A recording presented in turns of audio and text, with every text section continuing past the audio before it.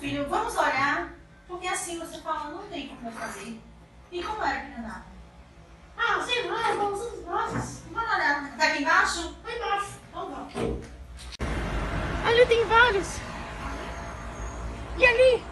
Aqui. Ali, ó. Ali. Ah, sim. Então. Foi no final do século XIX que a documentação da marcha humana começou a ser estudada. Alguns amigos decidiram fazer uma aposta para ver se em algum momento do galopar do cavalo ele tirava as duas patas do chão. Um dos indivíduos simplesmente se apaixonou pelo estudo e após isso começou a investir nesse estudo de diversas marchas, sobretudo a marcha humana. Marcha é a habilidade de locomoção que nos permite deslocar pelo espaço terrestre com maior coordenação e eficiência. O ciclo da marcha é uma sequência orquestrada de eventos elétricos e mecânicos que culminam na propulsão coordenada do nosso corpo através do espaço. Essa, por exemplo, é uma pessoa que tem a marcha chamada escarvante. É uma marcha muito presente em pacientes que têm a síndrome do neurônio motor inferior.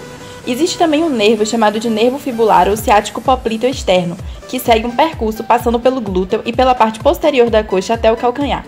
Quando a compressão desse nervo vai gerar uma flacidez da perna e déficit dos músculos que fazem a dorsiflexão do pé.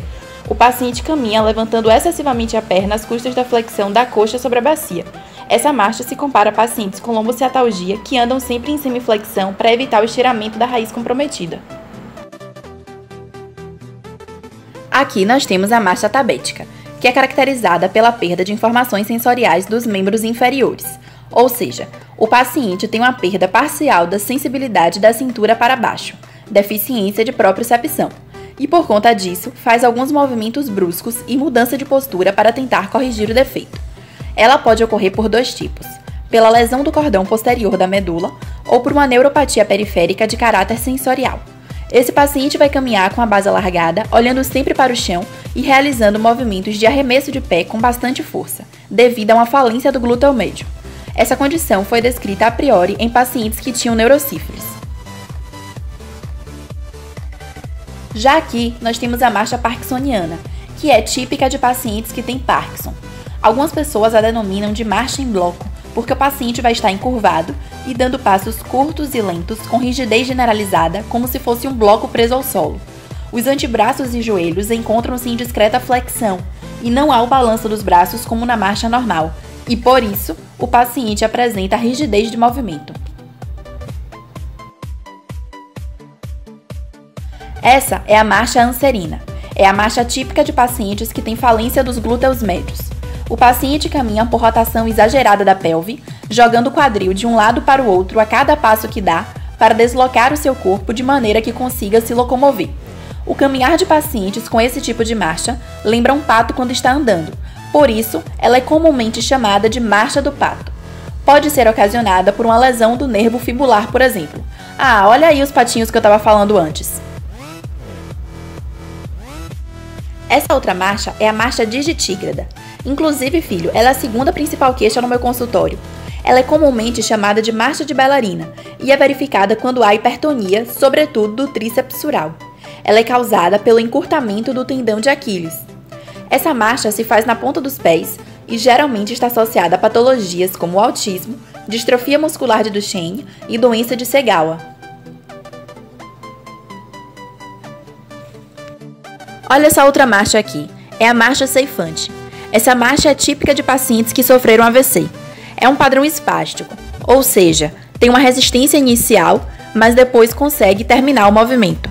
O paciente com essa marcha apresenta a incapacidade de aumentar sua velocidade de locomoção e dificuldade de se locomover em solos não planos durante a fase de oscilação da marcha.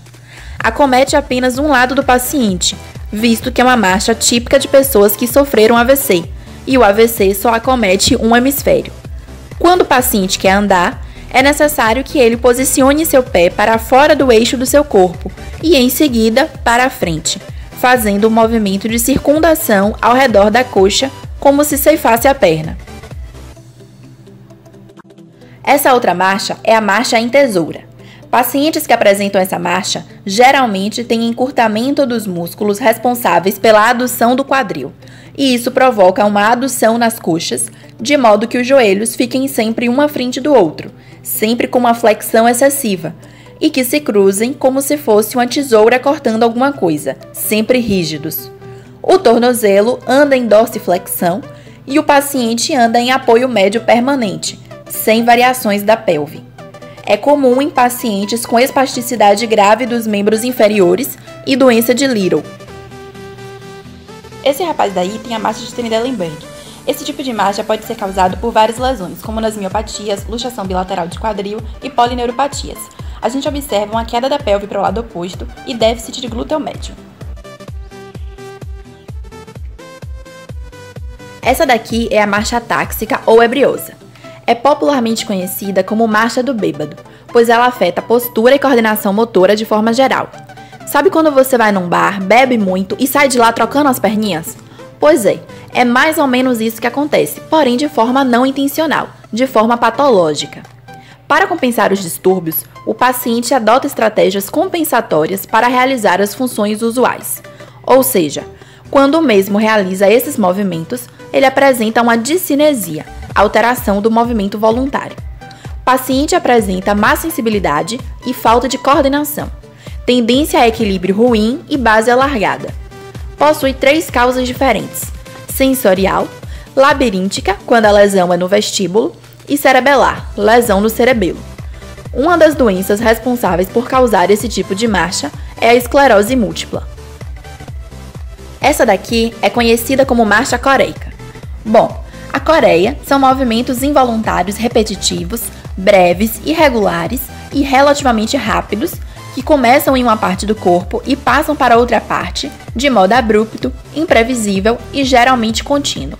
Pacientes com esse tipo de marcha apresentam passos irregulares e inseguros com movimentos involuntários do corpo. É comum em patologias como febre reumática, Coreia de Sydenham, e doença de Huntington, Coreia de Huntington. Acomete, sobretudo, os membros distais, mãos e pés. Ah, entendi tudo. Ai, que bom. Então vamos. E essa menina aí, o que ela tem? Aí a gente vai ter que esperar um pouquinho para ver depois, quando tiver a muleta, que tipo de marcha ela vai desenvolver.